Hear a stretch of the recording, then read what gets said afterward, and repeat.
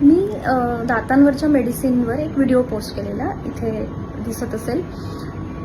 त्या व्हिडिओच्या कमेंट बॉक्समध्ये काही लोक डॉक्टर नाही आहेत आणि ते असे प्रिस्क्रिप्शन टाईप करून टाकतात. प्रिस्क्रिप्शन म्हणजे कुठली गोळी घ्यायची, ही गोळी किती घ्यायची आहे, आणि अशा गोळ्यांच्या लिस्ट, पूर्ण मेडिसिन्सच्या लिस्ट टाईप करून टाकतात.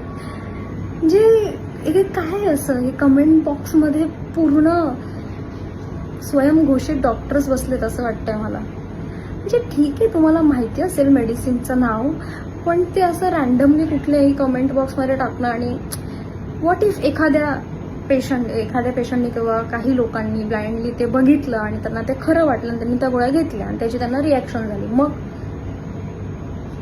काही लोक नाही विचार करत, ते डायरेक्ट जाऊन त्या गोळ्या आणतील, घेतील, त्यांना खरं वाटेल ते. असं काही करू नका, हे चुकीचं आहे. हे असं आपल्याला किती नॉलेज आहे किती नाही हा प्रश्नच नाही. मुळात मेडिसिन हा खूप क्रिटिकल टॉपिक असतो, खूप सिरियस टॉपिक आहे आणि त्याला सिरियसलीच घेतलं गेलं पाहिजे. असं काहीतरी आपल्याला माहिती आहे म्हणून आपण टाईप करून टाकतोय नाही.